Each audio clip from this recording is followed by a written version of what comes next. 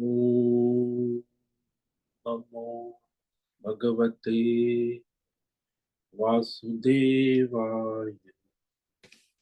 ओम नमो भगवते वासुदेवाय। ओम नमो भगवते वासुदेवाय। ओम नमो भगवते वासुदेवाय। ओम नमो भगवते वासुदेवाय। ओम नमो भगवते वासुदेवाय। ओम नमो भगवते वासुदेवाय।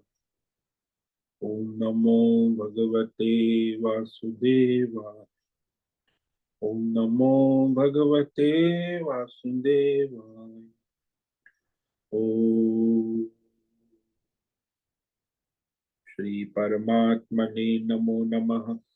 ओम गंगणपतये नमो नमः। ओम सं सरस्वत्यै नमो नमः। ओम गं गुरुभ्यो नमो नमः। ओम सहनाववतु सहनौ भुनक्तु सह वीर्यं करवावहै तेजस्विनावधीतमस्तु मा विद्विषावहै। ओम शांति शांति शांति। सदाशिवसमारम्भां शंकराचार्यमध्यमाम् अस्मदाचार्यपर्यन्तां वन्दे गुरुपरम्पराम्।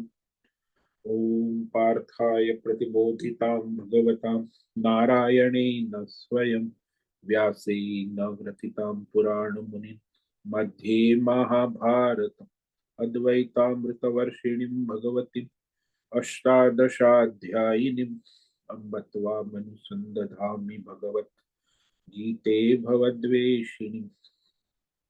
वसुदेवसुतं देवं कंसचाणूरमर्दनं देवकी परमानन्दं कृष्णं वन्दे जगद्गुरुं।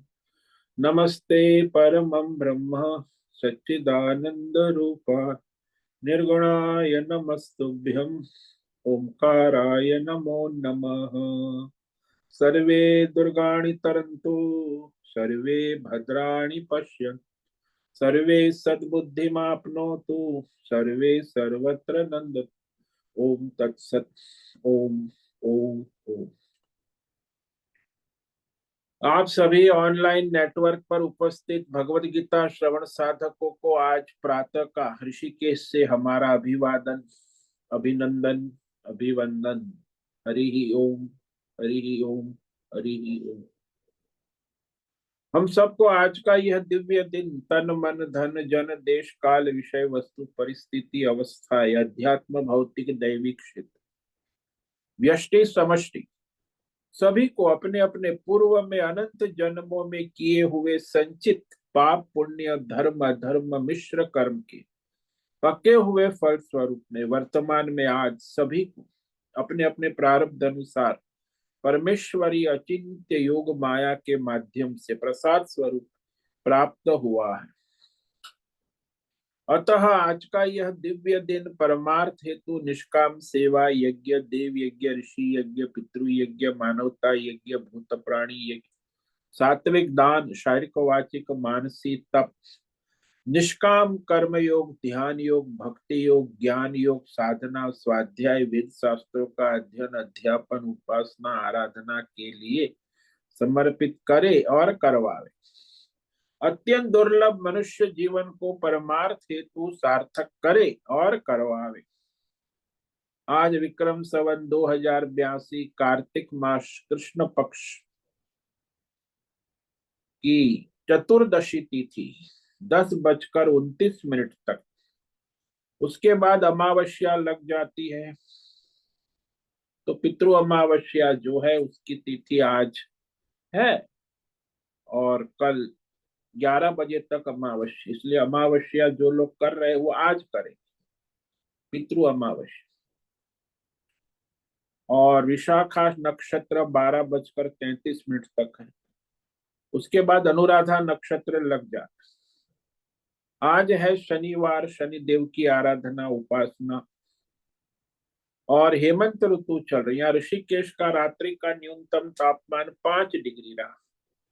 अभी 6:45 बजे 7 डिग्री है और दिन का अधिकतम तापमान 23 डिग्री रहा। वायु की गति 5-10 किलोमीटर प्रति घंटा चल रही है। ईस्वी सन 2024 30 नवंबर 30 नवंबर 2024 सुबह के 7 बज चुके हैं। कलयुग का प्रथम चरण 5125वां वर्ष 7वां वैवस्वत मनवंतर श्वेत वराह कल ब्रह्मा जी का 26वां दिन और 51वां वर्ष चल रहा है। तो ऐसे अनंत कोटि ब्रह्मा और ब्रह्मांडीय परमेश्वरी अचिंत्य योग माया में हमारा यह एक ब्रह्मांड, इस ब्रह्मांड में ये पृथ्वी लोक में समुद्र के ऊपर जम्बू द्वीप में विश्व का एकमात्र वैदिक राष्ट्र भारत में उत्तर हिमालय प्रांत में उत्तराखंड राज्य में टिहरी जिले हिमालयन शिवालिक पर्वतमाला के अंतर्गत मणिकुट पर्वत के ऊपर नीलकंठ महादेव के सामने ऋषिकेश नगरी में मुनि की रेती प्रांत में शीशम जाड़ी में अवधूत बाड़ा आश्रम के सी ब्लॉक पहले माले से 5 नंबर कमरे से गंगा किनारे से हम स्वामी उत्तमानंद सरस्वती भगवत गीता के आचार्य शिष्य स्वामी चिन्मयानंद सरस्वती महाराज चिन्मय विश्व कैलाद्वैत वेद व्यास भगवत शंकराचार्य की श्रृंगेरी संन्यास परंपरा से शिक्षित दीक्षित सनातन वैदिक भारतीय हिंदू धर्म अनुसार संपूर्ण भगवद गीता ज्ञान यज्ञ ऑनलाइन चैतन्यमय जीवंत लाइव प्रसारण के अंतर्गत यूट्यूब एवं जूम व्याख्यान माला के अंतर्गत संस्कृत एवं हिंदी में अध्याय 8 अध्याय 9 राज विद्या राजगुह्य योग के श्लोक नंबर 10 पर संस्कृत एवं हिंदी में व्याख्यान करेंगे। दिव्य पवित्र सरल व्यावहारिक सटीक पूर्ण वर्ण अक्षर पद वाक्य पंक्ति श्लोक अध्यायों की संगति संधि अन्वय शब्दार्थ वाक्यार्थ भावार्थ रहस्यार्थ के यथार्थ तात्पर्य सहित वैदिक शास्त्र वेदव्यास साहित्य शंकर भाष्य एवं परंपरागत सन्यासी आचार्यों की टीका टिप्पणी सहित आज का यह भगवद गीता व्याख्यान करेंगे। कृपया आप सभी श्रद्धा भक्ति ध्यान से परिपूर्ण होकर के ये दिव्य श्रवण साधना करे, इसमें से कुछ ग्रहण करे, कुछ धारण करे, कुछ अपने जीवन में चरितार्थ करे और उसमें निरंतरता लाए। अपनी अपनी आध्यात्मिक भौतिक दैवी अशांति द्वंद्व मोह विक्षेपों से रहित होकर के अधार्मिक और शास्त्रीय परंपरागत भ्रम भ्रांतियों से रहित होकर के अपने अपने शरीर इंद्रिय प्राण मन वचन कर्म और बुद्धि से एक रूप एकाग्र होकर शुद्ध सात्विक सूक्ष्म विवेक बुद्धि करे। वेद शास्त्र एवं आचार्य परंपरा अनुसार विवेक करे और करवावे। पुनः पुनः इस व्याख्यान का श्रवण करे, मनन करे, चिंतन करे, लेखन करे, चर्चा विचार प्रचार प्रसार करे, लिंक भेजे, ग्रुप में शेयर करे, अपना और सबका परम कल्याण करे और करवावे। ओम तत्सत। ओम ओम ओम। तो कल हमने श्रीमद् भगवद गीता अध्याय 9 के श्लोक नंबर 9 पर व्याख्यान विचार किया था, जिसमें भगवान ने सृष्टि कर्म भगवान को नहीं बांधते, इसका रहस्य का। इतनी बड़ी सृष्टि चलाते हैं लेकिन भगवान को कोई सृष्टि का बंधन नहीं।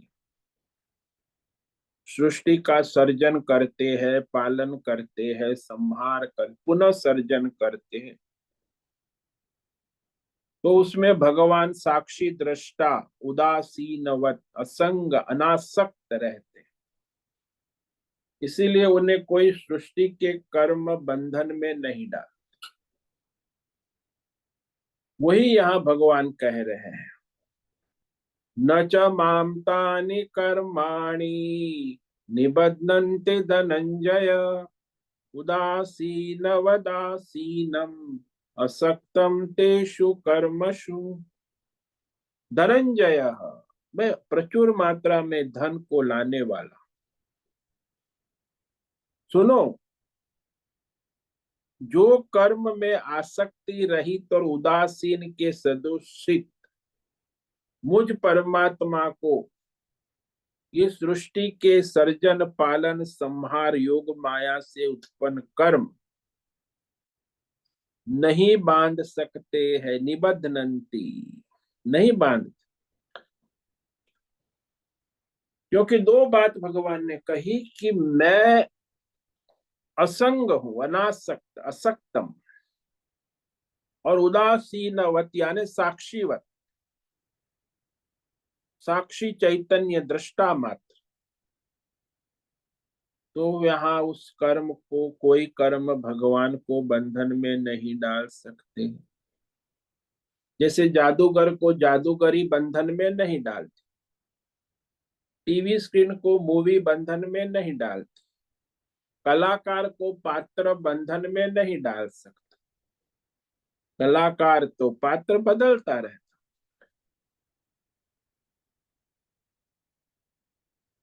तो इस तरह ये जो कर्म का बंधन है उसका मूल कारण तो आसक्ति और पक्षपात, द्वंद्व है। जिसको आसक्ति नहीं है, पक्षपात नहीं है, साक्षी है, उसे कोई कर्म का बंधन नहीं हो सकता है। आचार्य ने कहा, परमेश्वर ने कहा कि मुझे नहीं हो, लेकिन अन्य भी कोई भी जीव यदि आसक्ति और कर्तृत्व, अभिमान, अहंकार से रहित किसी भी कर्म से बंधा नहीं जाता। यानी यदि किसी को मैं कर्तृत्व हूं, कर्तृत्व का अभिमान नहीं है, मैं कर रहा हूं ऐसा अभिमान नहीं, प्रकृति से हो रहा है, इससे होने वाले धर्म अधर्म रूपी फल मुझे होवे ये इच्छा भी नहीं, यानी कर्म बंधन का पात्र नहीं रहता। सामान्यतः जो आसक्त है, अहंकार से कर्म करता है, वो तो धर्म अधर्म के कर्म बंधन में आते। तो सारे बंधन का कारण क्या है? कर्तृत्व अभिमान और फलासक्ति के कारण ही। तो सभी मनुष्य को कर्तृत्व अभिमान रहता है, मैंने किया, यह मैंने किया। यह कर्तृत्व अभिमान जो है ना, बड़ा विचित्र है। मनुष्य को पता ही नहीं कि वो उसके बंधन में है। कर्तृत्व अभिमान में जब ज्यादा तो अच्छा काम करता है, धर्म कर्म करता है, तो बहुत प्रकट हो जाता है कर्तृत्व, कि मैंने ये किया, मैंने वो किया। अगर कुछ अधर्म गलती हो गई तो कहेगा नहीं, ये तो परिस्थिति के कारण, या कलयुग चल रहा है, या फिर ये समय ही ऐसा है, या फिर तो सरकार के सारे नियम ही ऐसे है, बहुत बहाने बनाए। दूसरों के कारण, परिस्थिति के कारण मैंने अधर्म किया, मैं करना नहीं चाहता, और मैं इस परिस्थिति में कर ही क्या सकता। तो उसमें वो अकर्तृत्व अभिमान आ जाता है, मैंने नहीं। तो धर्म करता है तो मैंने किया, अधर्म करता है तो मैंने नहीं किया, मैं कर ही क्या सकता। उसमें अभिमान रहता है। कर्तृत्व अभिमान और अकर्तृत्व अभिमान न होवे तो बात बन गई। आसक्ति भी ना होनी चाहिए, तब जाके वो कर्म के बंधन में नहीं आता। अरे मैंने व्यापार किया, उसका फल मुझे ही मिलना चाहिए, अब होता है कि मैंने किया ही नहीं, तो स्वभाव तो फलासक्ति भी नहीं रहती। भाई ईश्वर ने प्रकृति के द्वारा किया, कराया, मैं कहाँ कर।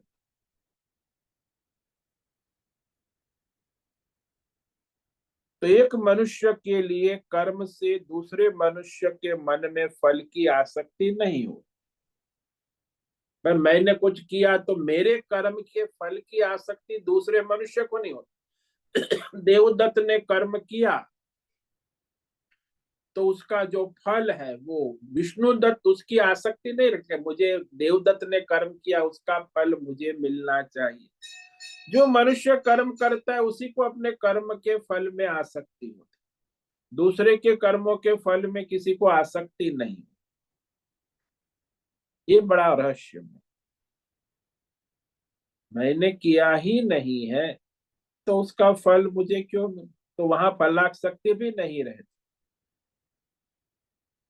इसलिए कर्तृत्व अभिमान और फलासक्ति दोनों करीब करीब साथ ही रहते, दोनों होने से कर्म बंधन है, दोनों के न होने से कर्म बंधन नहीं होता। इस रहस्य को सामान्यतः मनुष्य नहीं समझते। कर्मासक्ति, कर्म अभिमान, कर्तृत्व अभिमान और फल आसक्ति के कारण सभी मनुष्य संसार में कर्मों से बांधे जाते हैं। कैसे बोले, जैसे रेशम का कीड़ा अपने धागे से बंधा रहे। तो इस प्रकार यहाँ भगवान ने स्पष्ट कर दिया दो बातें कि मैं सारी सृष्टि को, प्राणियों को उत्पन्न करता हूं, और दूसरा कहा कि मैं उसमें उदासीन वदासीन, असंग, साक्षी दृष्टा और असंग अनासक्त, सब में अंतर्यामी रूप से उपस्थित रहता हूं। तो संसार में सभी विषयों के प्रति मैं निरपेक्ष हूं, असंग हूं। अब प्रश्न होता है, आप निरपेक्ष है, असंग है, तो सृष्टि क्यों करते हैं? यदि सृष्टि करते हैं तो निरपेक्ष नहीं हो सकते। इसका उत्तर अब भगवान आगे देते श्लोक नंबर 10 कि भगवान निरपेक्ष है। सारी सृष्टि जो है भगवान की अध्यक्षता में चल रही है, चराचर संपूर्ण जगत, लेकिन भगवान उसमें कुछ करते नहीं है, अक्रिय है, अध्यक्ष है। आगे कहते हैं भगवान, मयाध्यक्षेण प्रकृते सूयते सचराचरम हेतु नाने न कौन्तेय जगद्वे परिवर्तते। भगवान कहते हैं मेरी अध्यक्षता में, कौन्तेय, मया अध्यक्षेण, यानी अधिष्ठाता भगवान है, अध्यक्ष। तो वह सबके अध्यक्ष। सारी प्रकृति त्रिगुणी माया, प्रकृति मतलब त्रिगुणी माया, काल चक्र, सब चर अचर, स्थावर जंगम, सारे जीव जड़ चेतन, संपूर्ण जगत को मेरी अध्यक्षता में प्रकृति रचती है। देखो, माया की रचना भगवान की अध्यक्षता में, प्रकृति, माया, चर अचर, संपूर्ण सृष्टि सूयते है, सूय यानी उत्पन्न करती है, अपने आप नहीं कर सकती, भगवान की उपस्थिति में। जैसे जादूगर है, जादूगर की अध्यक्षता में जादूगरी जादू के खेल उत्पन्न करती है। जादूगर की अध्यक्षता ना हो तो जादूगरी कुछ नहीं कर सकती, खेल उत्पन्न नहीं हो सकता। इसलिए जादूगरी, जादूगर की अध्यक्षता में जादू के खेल। ऐसे ही परमात्मा अपनी त्रिगुणी योग माया प्रकृति के द्वारा सारी सृष्टि का सर्जन पालन संहार, पुनः सर्जन पालन संहार करते। तो इस प्रकार ये सारी सृष्टि जो है माया के द्वारा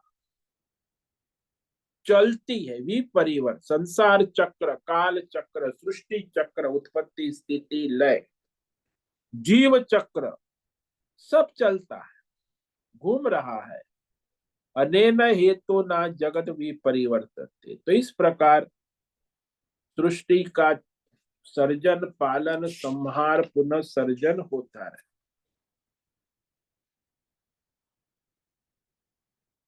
जैसे जीवात्मा की अध्यक्षता में उसका स्वप्न जगत उत्पन्न होता है और फिर वो जागृत अवस्था में उसके स्वप्न जगत का लय होता है। जैसे संसार में कलाकार की अध्यक्षता में पात्र उत्पन्न होता है, रहता है और लय होता है। सूर्य की अध्यक्षता में सृष्टि कार्य करने लगती है। सभी जीव अपना अपना कार्य करते, धर्म करते हैं, अधर्म कर, लेकिन सूर्य की अध्यक्षता में प्रकाश।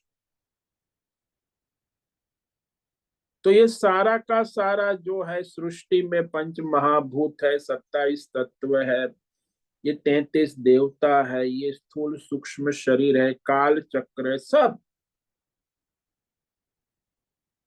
सर्व प्रकाशकत्व स्वयं परमात्मा। जैसे स्ट्रीट लाइट होती है तो स्ट्रीट लाइट में सारे रास्ते के, गली की दुकानों को, सबको प्रकाशित करने वाली, उसकी प्रकाश में सारा गली में कार्य होता है।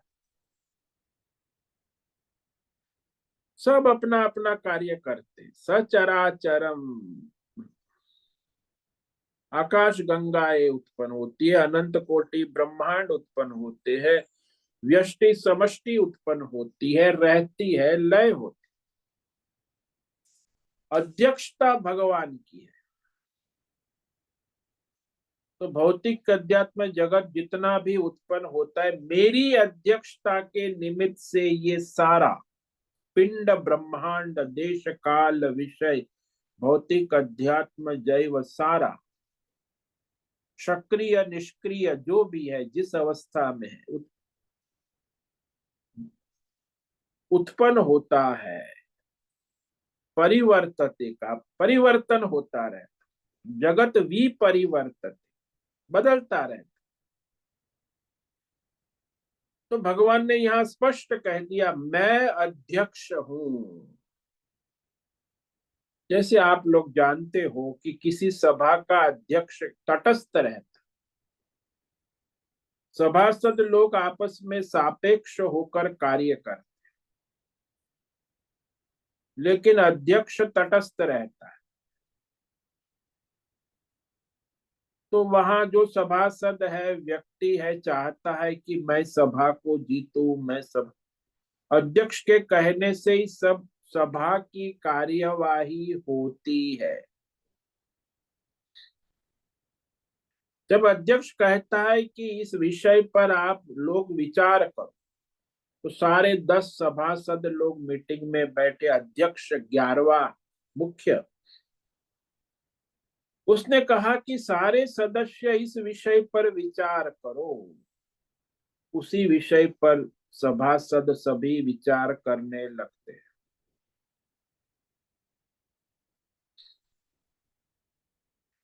फिर उस सभा में जो अध्यक्ष की अध्यक्षता में जो कुछ भी हुआ, तो उसे अध्यक्ष ये नहीं मान सकता कि ये मैंने सभा की, न उसके अच्छे बुरे से उस पर कोई प्रभाव आक्षेप आता है, क्योंकि अध्यक्ष है।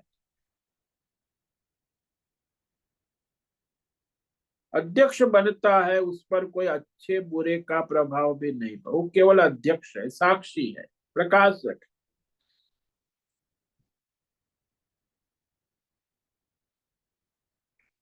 तो हमारे भी यहाँ संसद का अध्यक्ष जो बनता है, उसके खिलाफ कोई चुनाव नहीं लड़ सकता। चुनाव में तो कहना पड़ेगा कि इसने ये गलती की, ये अच्छा काम किया, ये बुरा काम।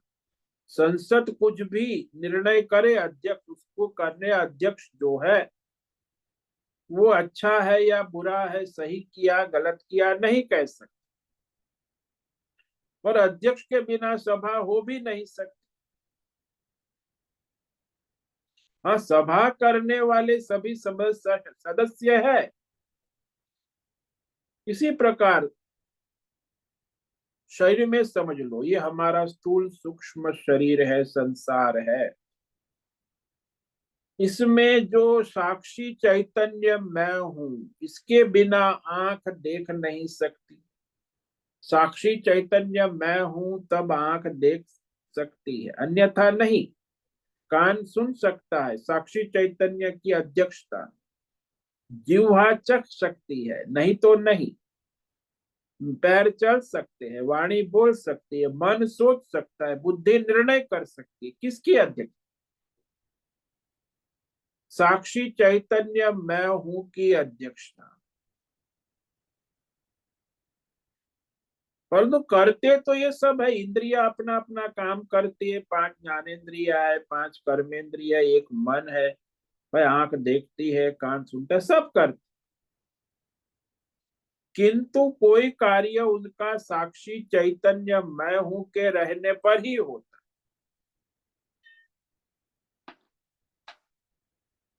आंख देखती है तो किसके?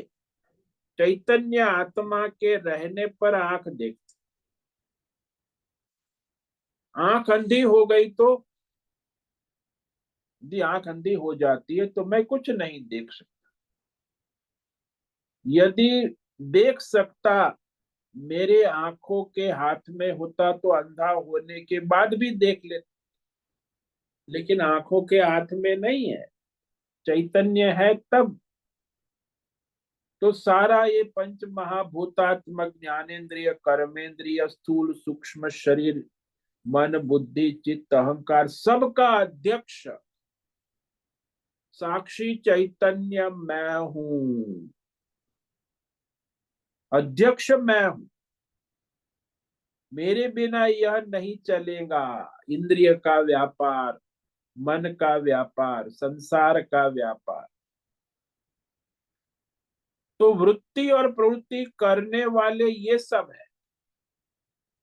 भाई अंतकरण मन बुद्धि में अनेक वृत्तियां उत्पन्न होती है और इंद्रियां अपना प्रवृत्ति में लगी रहती है। लेकिन मैं हूं तब ना। तो भगवान कहते हैं ठीक उसी प्रकार मैं हूं, परमात्मा स्वयं त्रिगुणात्मक माया प्रकृति परमात्मा की अध्यक्षता होने पर ही अपनी अपनी प्रवृत्ति करती है। तो ये भौतिक जगत, आध्यात्मिक जगत, दैवी जगत, देश काल विषय, सब जड़ चेतन, सारी सृष्टि, सारा सृष्टि उस अध्यक्ष परमात्मा होने पर ही प्रवृत्त होती है, सब अपना कार्य करती। तो सृष्टि कैसे है? जैसे हमारी ये सृष्टि, सूर्य जब उदय होता है तो सारा सृष्टि अपना अपना कार्य करने लगती है।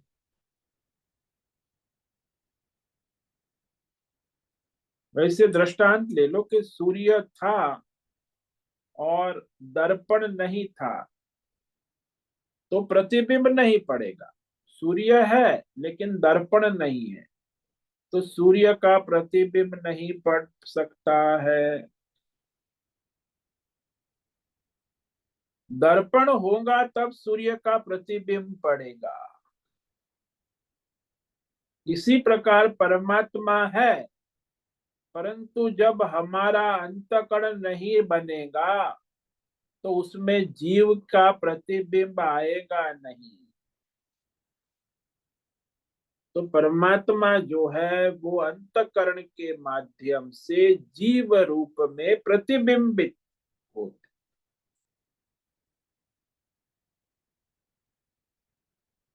वैसे ही ये जीव जो है परमात्मा का ही प्रतिबिंब है, लेकिन वो अंतःकरण माया उपाधि से, वो जीव कहलाता है। तो वो प्रतिबिंब पढ़ना संभव कर देते हैं, क्योंकि जीव जो है परमात्मा का ही प्रतिबिंब है।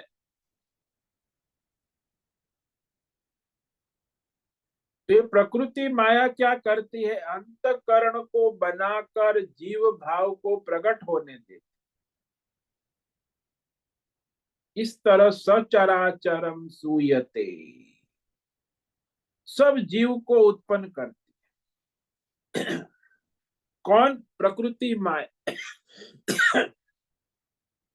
जीव भाव को प्रकट होने देती। भगवान तो साक्षी है,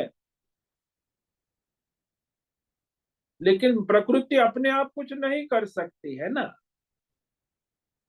इसीलिए कहा, कब? बोले मदीयाध्यक्षेण, मेरी अध्यक्षता में ये प्रकृति माया सभी अंतकरणों का निर्माण कर उस अंतकरण में जीव भाव को उत्पन्न कर देती है। तो भगवान की अध्यक्षता के बिना ये त्रिगुणी माया प्रकृति नहीं चल सकती है।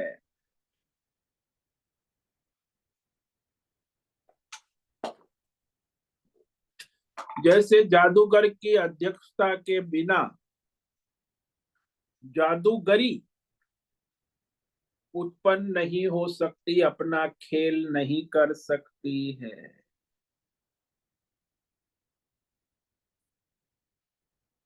तो यहाँ ये समझना है कि ये परमात्मा मैं हूं के रूप में कैसा है। आचार्य ने बताया कि जो सब में उपस्थित है अंतर्यामी रूप से, मया सर्वतो दृषि मात्र स्वरूपेण अविक्रियात्मना। भगवान कहते मैं हूं हर तरह से ज्ञानेकत्व स्वभाव वाला, निर्विकार, सबका साक्षी दृष्टा। और परमात्मा कहते मेरे में कोई परिवर्तन विकार संभव नहीं, क्योंकि परिवर्तन विकार सारा दृश्य जो है प्रपंच, वो माया से। दृष्टा में प्रपंच नहीं होता, दृश्य में प्रपंच होता है। दृष्टा कहने से समझना, जैसे सारा प्रपंच स्क्रीन पर होता है, जब चलचित्र में होता है, लेकिन स्क्रीन जो है वो प्रपंच से रहित।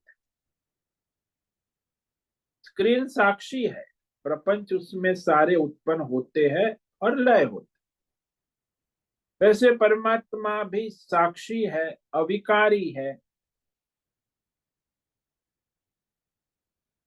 तो ये सारे विकार कहाँ उत्पन्न होते?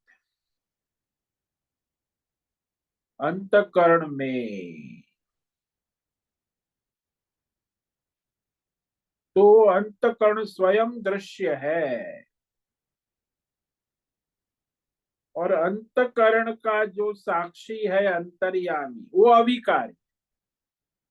तो देखो, अंतःकरण भी दृश्य है, और अंतःकरण से सारा संसार दृश्य है, लेकिन उसमें जो दृष्टा अविकारी साक्षी चैतन्य है। इसलिए दृष्टा कहो साक्षी कहो, ठीक है, दोनों में कोई फर्क नहीं है। साक्षी चैतन्य और दृष्टा एक ही है, परंतु इसमें मूलतः भेद है कि साक्षी जो है वो चैतन्य ज्ञान स्वरूप,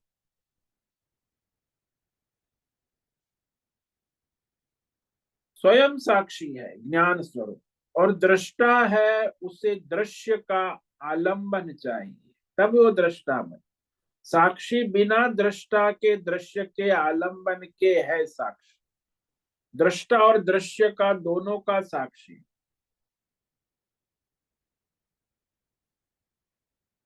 तो भाई किसी विषय को जानना है तो उसमें कोई विकार नहीं आता। जैसे दृष्टांत ले लो, कि भाई आप गुलाब की सुगंध ले लो या टट्टी की दुर्गंध सूंघो, सुगंध दुर्गंध का ज्ञान एक समान है।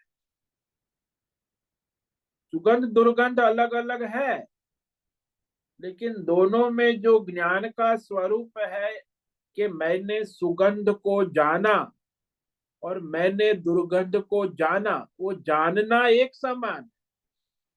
सुगंध दुर्गंध भिन्न भिन्न है, दोनों में जानना ज्ञान एक स्वरूप जैसा ही होता है। ज्ञान के स्वरूप में कोई विकार नहीं आता। हाँ, माया में विकार है, प्रकृति में विकार है। ज्ञान स्वयं अच्छे से अच्छी चीज, बुरे से बुरी चीज जैसी है वैसी प्रकाशित करता है। कि मैंने जाना कि ये धर्म है तो धर्म को प्रकाश, मैंने जाना कि ये अधर्म है तो अधर्म को प्रकाशित। तो ज्ञान स्वरूप है ना, साक्षी में कोई धर्म अधर्म को प्रकाशित करता है। जो साक्षी रूप से जानता है, जानना केवल एक ही होता है। कुछ भी आप जानते हो तो मैं जानता हूं, साक्षी रूप से आप नित्य उपलब्ध हो।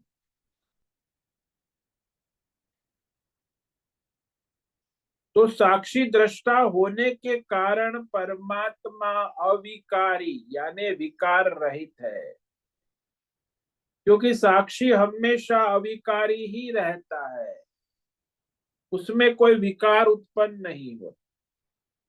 साक्षी कभी कर्ता भोक्ता नहीं रहता। इसीलिए कहा भगवान की अध्यक्ष मया अध्यक्षेण, ये अर्जुन कौन्तेय अनेन हेतुना, यह जो अध्यक्ष रूप हेतु है, कारण है, भगवान मूल अध्यक्षता रूप निमित्त है कि ये सारा जड़ चेतन सचराचरम का ना, व्यक्त अव्यक्त जो भी है, विपरिवर्तते, परिवर्तन होता है, सारी अवस्थाओं में बदलताव आता है, उत्पत्ति स्थिति लय, पुनः उत्पत्ति स्थिति लय। अवस्थाओं में देखो, जागृत स्वप्न सुषुप्ति, सारी अवस्थाएं बदलती रहती है। ऋतु में देखो, काल में देखो, परिवर्तन सब। तो भौतिक अध्यात्म जैगवत समस्त वृत्ति प्रवृत्ति या किस लिए है? बोले सारी वृत्ति और प्रवृत्तियां साक्षी चैतन्य के ज्ञान का विषय बनने के लिए, कि सबको मैं जानता हूं, मैं हूं साक्षी चैतन्य, और ये सारा भौतिक अध्यात्म दैव मायामय जगत मेरे ज्ञान का विषय बनने के लिए।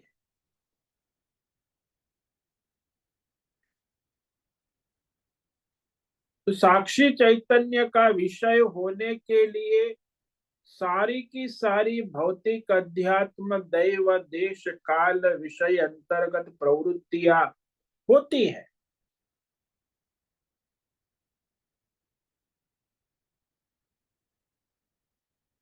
मानो कि दृष्टांत ले लो कि आप कहो कि मैं लड्डू खाऊंगा, ये किस लिए? इसका खाया जाना साक्षी ज्ञान का विषय हो जाता।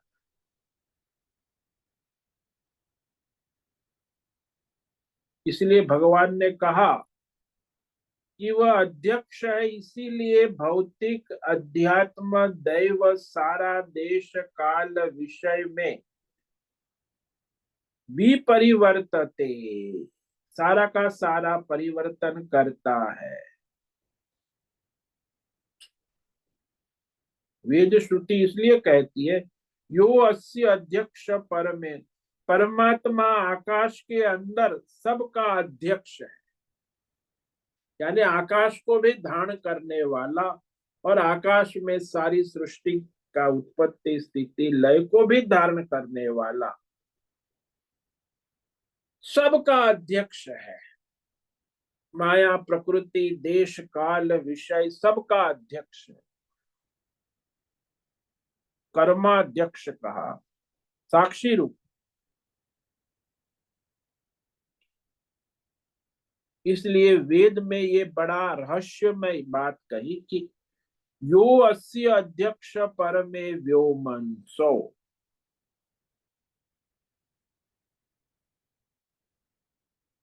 तो वेद कहता है कि हे प्रिय, जो इसका अध्यक्ष है वह भी इसको जानता है या नहीं।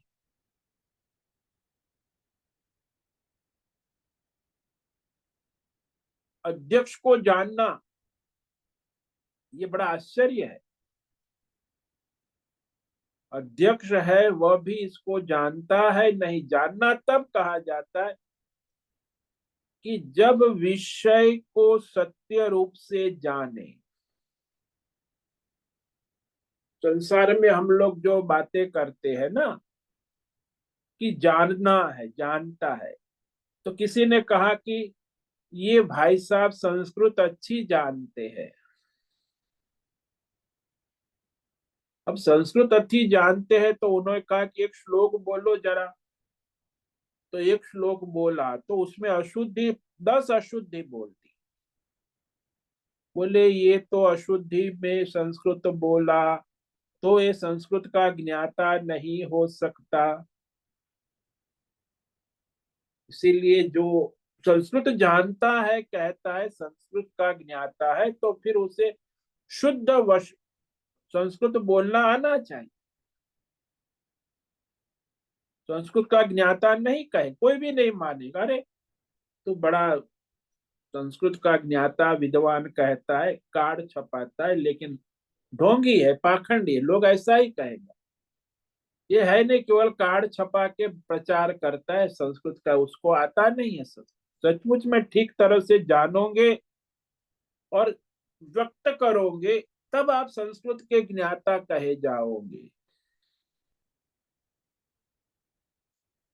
जो सत्यता भी सिद्ध होती है उसका जो कोई दूसरा दृष्टांत ले लो कि कोई कहता है कि मैं भोजन बनाना जानता हूं। अच्छा भाई, आप जानते हो, बताओ। दाल भात शाक रोटी बनाओ, भोजन करेंगे। तो उसने कहा मैं बढ़िया बना देता हूं। मैंने बनाया है तो दाल जल गई, साग कच्चा रह गया, फूल के फूले ही नहीं, चावल में कणी कणी रह गई। अब उसको कहे भोजन बनाने वाला नहीं मानेगा। अरे बोला कल से मत आना, तुझे भोजन बनाने आता ही नहीं, दिहाड़ी कर मजदूरी कर, ये भोजन तेरे बस का नहीं। तो जानता है वो झूठ बोल, उसे वास्तविकता सत्य सिद्ध करना होगा, प्रमाण। जब किसी भी विषय को किसी प्रमाण के द्वारा जैसा है वैसा जानते हो तभी कहते हैं कि हम जानते हैं। यह सृष्टि कभी भी प्रमाण से नहीं जानी, परमात्मा कभी प्रमाण से नहीं जाना जाता। हाँ, संसार में सब विषय के लिए प्रमाण है।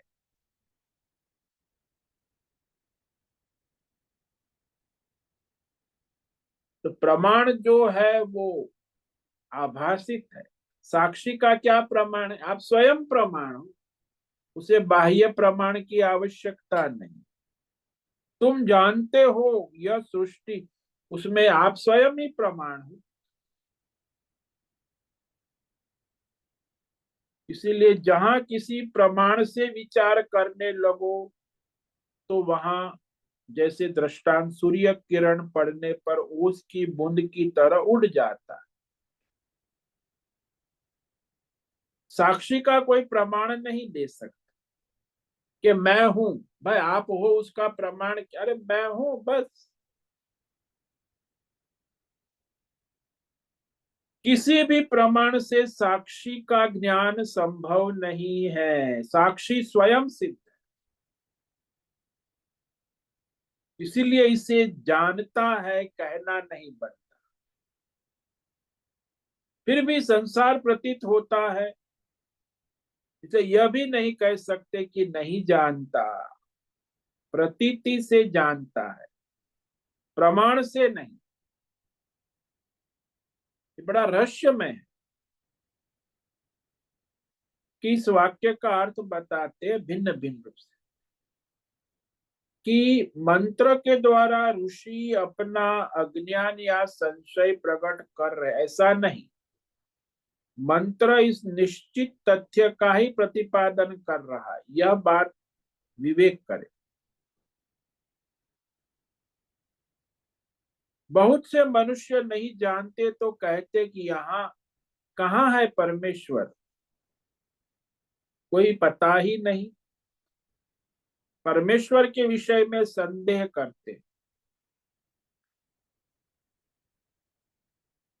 परमेश्वर को जानता है कि नहीं जानता है, ये संदेह किसको होता है? जो अज्ञानी है। हालांकि परमेश्वर आप कहो है कि नहीं है, उससे कोई फर्क उसे नहीं पड़ता। वो तो स्वयं साक्षी, स्वयं प्रकाशक है।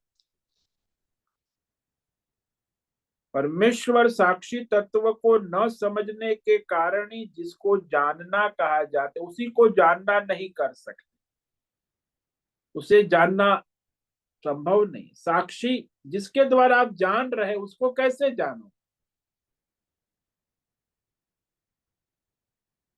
इसीलिए परमात्मा के सिवा और कोई दूसरा साक्षी चैतन्य है नहीं। जानने वाला सब वही है। चैतन्य साक्षी केवल एक ही है। अध्यक्ष कहा ना उसको कि चैतन्य साक्षी को दिखाओ भाई, कहाँ है? कभी आप एकांत में बैठ के शांति से विचार करो तो तुम्हें कभी कोई चैतन्य साक्षी कहीं दिखाई देगा, सुनाई देगा कि मैं चैतन्य साक्षी हूं? यो अपनी साक्षी चेतना तुम्हें प्रत्यक्ष स्वयं सिद्ध है, ऐसा नहीं कह सकते। हाँ, तुम स्वयं जानते हो, तुम स्वयं साक्षी हो। दूसरों की चेतनता का उसके हिलने डुलने से तुम अनुमान करते हो। विषय में भी तुम अनुमान करते हो। चैतन्य का कभी तुम साक्षात्कार नहीं हो। तो साक्षात है, उसका साक्षात्कार कैसे हो?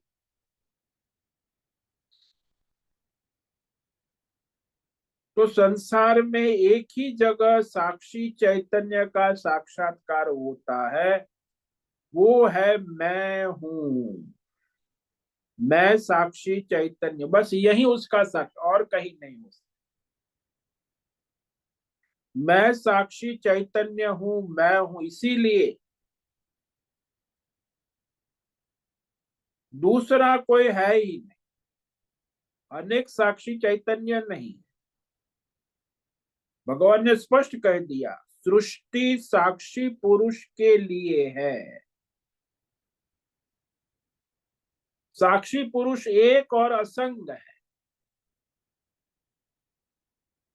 केवल एक है, साक्षी है, असंग है। इसलिए हमारे संसार में, हमारे सनातन धर्म में तो ये, लेकिन दूसरे आचार्य ये नहीं मानते कि साक्षी एक है, परमात्मा एक है, असंग है। तो दूसरे लोगों के मत में वहां संगत हो जाता है। एक साक्षी के लिए प्रकृति चलती रहे, दूसरे पुरुष के लिए समाप्त हो जाए, ऐसा नहीं है। वो तो साक्षी है। प्रकृति की उसकी अध्यक्षता में चलती है, नहीं कि प्रकृति के अधीन साक्षी चलता है। साक्षी पुरुष के लिए प्रकृति चलती रहती और दूसरे के लिए नहीं। तो हमारे वेद शास्त्र में विचार करके सिद्ध किया कि केवल एक ही साक्षी चैतन्य है, सबा सब में सदा सर्वत्र केवल एक ही साक्षी चैतन्य ही है।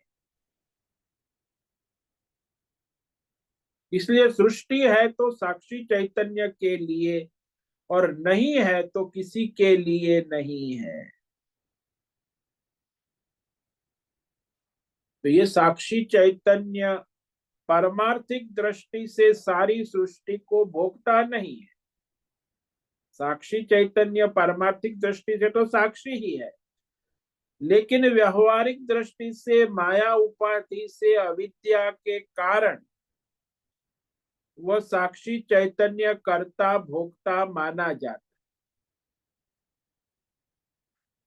साक्षी चैतन्य की अध्यक्षता में माया उपाधि से अविद्या से अपने को कर्ता भोक्ता मानता है, तब तक सारी सृष्टि बनती बिगड़ती रहती। माया उपाधि अविद्या हटने पर कर्ता भोक्ता नहीं रहता है।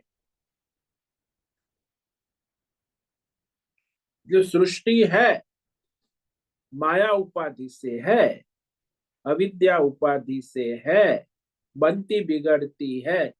लेकिन जब ज्ञान है, परमार्थिक दृष्टि से सृष्टि है ही नहीं। अविद्या हटने पर कर्ता भोक्ता नहीं रहता, तो सृष्टि कहाँ रहेगी? यानी जब तक अविद्या माया है तब तक सृष्टि है, जब तक स्वप्न है तब तक स्वप्न जगत है। जागृत होने के बाद स्वप्न जगत नहीं रहता है। ठीक वैसे ही जब तक ये माया अविद्या उपाधि है तब तक सृष्टि है। जब माया अविद्या समाप्त हो गई तो सृष्टि भी नहीं रहती। जो पहले नहीं थी, माया उपाधि अज्ञान के कारण प्रतीत हो रही थी, तो बाद में नहीं रहती। क्योंकि जब तक मायामय अज्ञान है तब तक सृष्टि का खेल है। जैसे जब तक जादूगरी है तब तक जादू के खेल, जब जादूगरी ही नहीं है तो खेल फिर केवल जादूगर है। ठीक इस प्रकार कि जब तक अंधेरा है तभी तक रस्सी में सांप दिखता है। जब प्रकाश आने पर उस सांप का कुछ भी हिस्सा नहीं बचा। हमें रस्सी स्पष्ट दिखती है, सांप कहां से वहां पैदा हुआ वह नहीं कह सकते। प्रतीति हो यहां तक ठीक है, लेकिन सांप नाम की कोई चीज है नहीं। ठीक इसी प्रकार जगत का कारण अविद्या माया है। इसीलिए आप भगवान कहेंगे कि अज्ञान के द्वारा ज्ञान ढका हुआ है, आत्मज्ञान। इसे संसार के सारे मनुष्य मोह माया से मोहित हो रहे हैं। अज्ञान अविद्या माया प्रकृति के कारण ही ये सृष्टि का सर्जन पालन संहार ये सारा खेल परिवर्तते विपरिवर्तते। संसार परिवर्तन प्रतीत होता है, वास्तव में नहीं।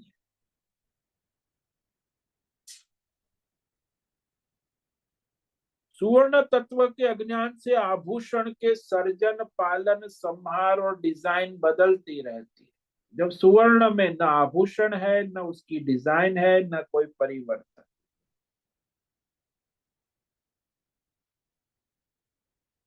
इस प्रकार आज हमने देखा कि मयाध्यक्षेण प्रकृते सूयत हेतु नाने कौन्तेय जगत विपरिवर्तते।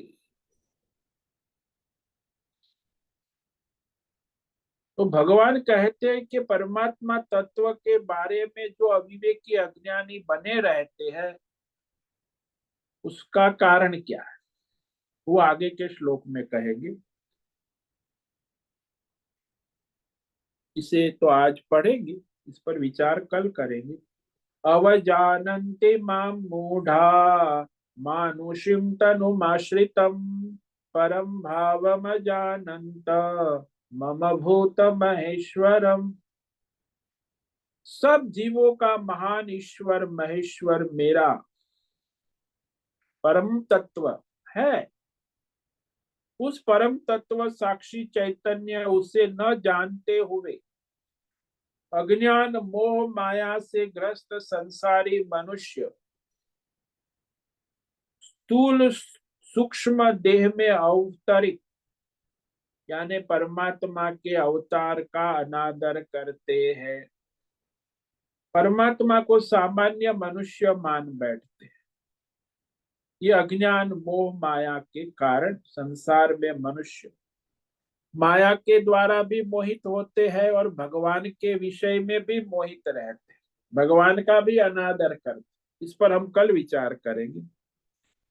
तो आज जो हमने श्लोक पर विचार किया, इसमें भगवान की अध्यक्षता में प्रकृति सारी जगत विपरिवर्तते मयाध्यक्षेण प्रकृति सूयते सचराचरम हेतु नानेन कौन्तेय जगद्वे परिवर्तते।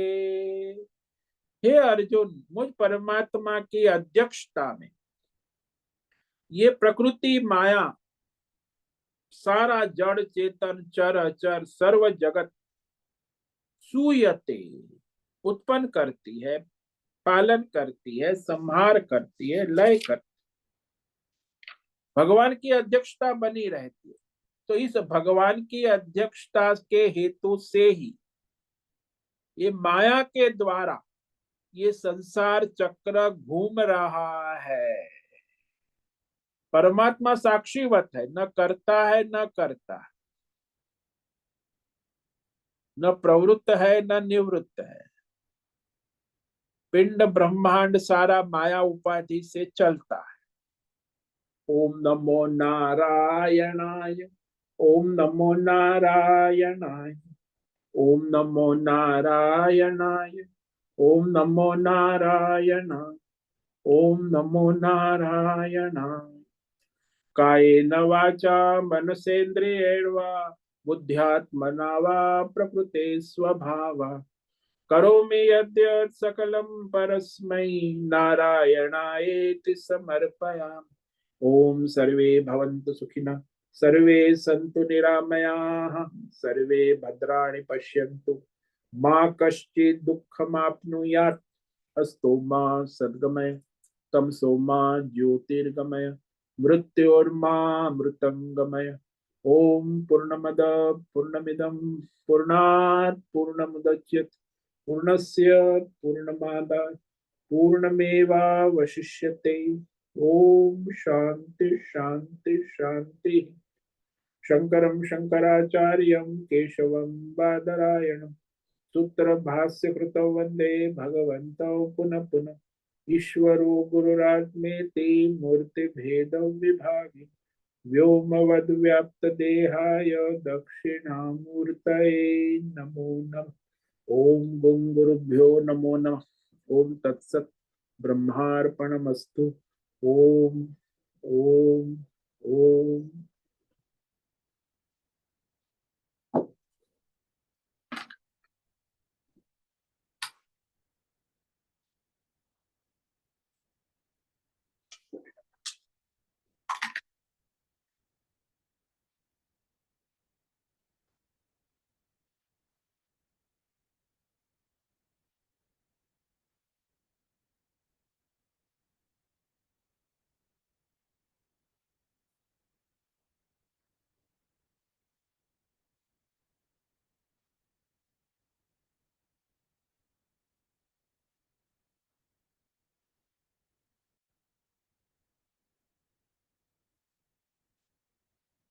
5 मिनट है कि साधक को कोई प्रश्न है अभी पूछ सकते हैं।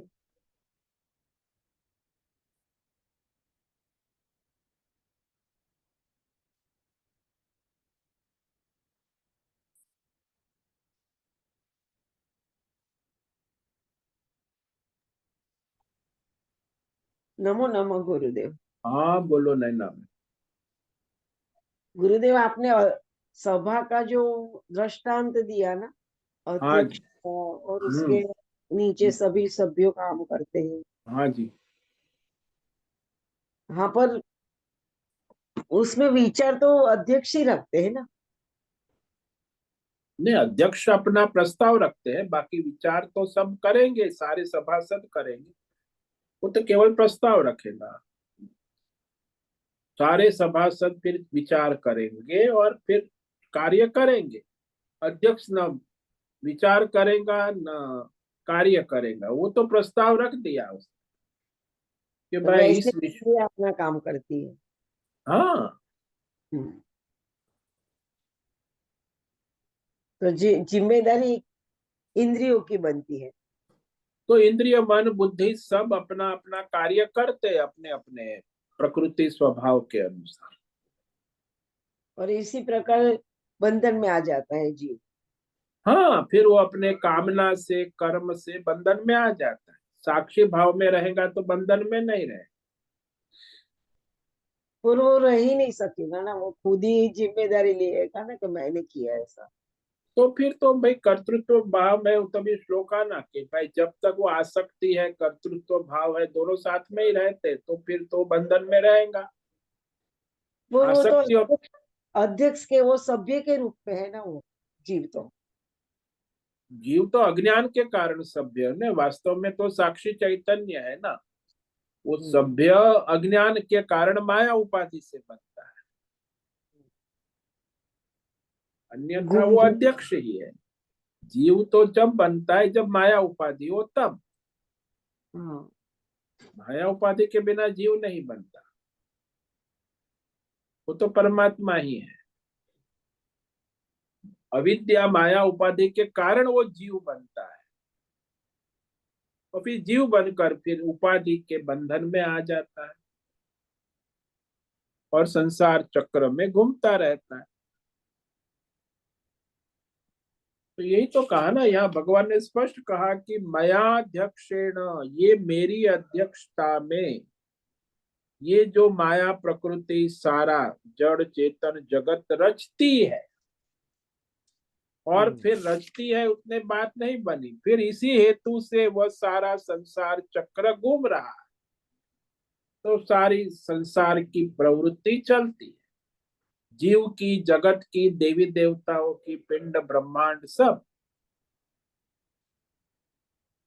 जैसे दृष्टांत ले लो ना कि भाई सारे उपकरण आपके कमरे में बिजली इलेक्ट्रिकल इलेक्ट्रॉनिक उपकरण है, किसकी अध्यक्षता में चलते हैं? बिजली के। बिजली करंट के, बस उसी की अध्यक्षता में फिर सब अपने अपने प्रकृति के अनुसार अपना अपना व्यापार करते हैं।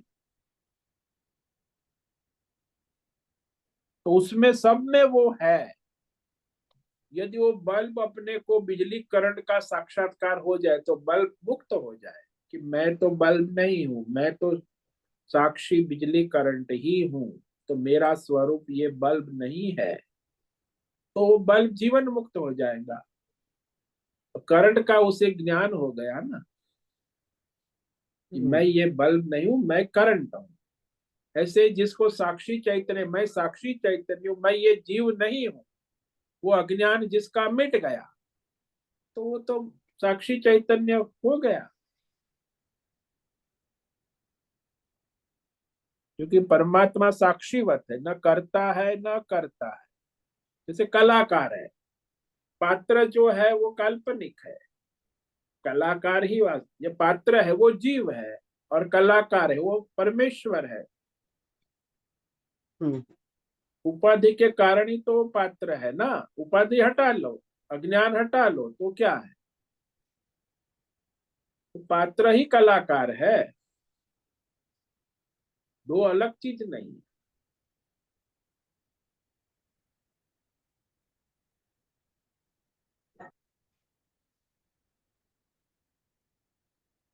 इसलिए ये वो अज्ञान के माया के कारण ही ये सारी प्रकृति आप देख रहे हो, और वो देखा जाएगा। जब तक अज्ञान है माया के मोह में है तो वो जीव रहेगा और संसार चक्र चलता रहेगा। जब तक जीव है तब तक जगत भी है, जगत है तब जीव भी है, और जीव और जगत का खेल चलता रहे। जानने वाले को जानना बहुत कठिन होएगा। हाँ, वो जानने वाले को जान लिया तो बात बन गई, उसी में स्थिति हो गई। वो साक्षी चैतन्य आत्मा आपका ही स्वरूप है।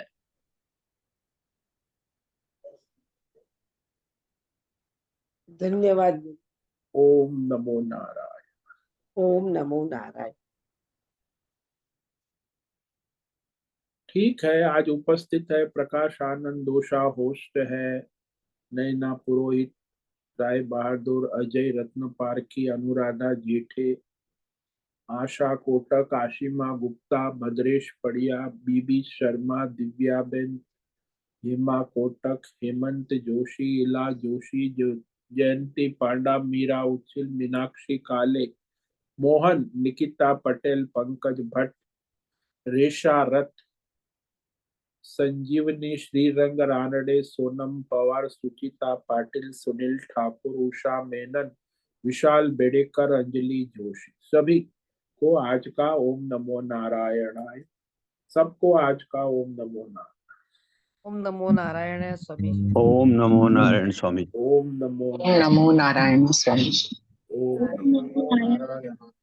मुझसे निवेदन है आज का सत्संग पूर्ण करें। ओम नमो नारायणाय। आज का दिव्य सत्संग हम यही पूर्ण करते हैं। सभी साधकों को ओम नमो नारायणाय। ओम नमो नारायण।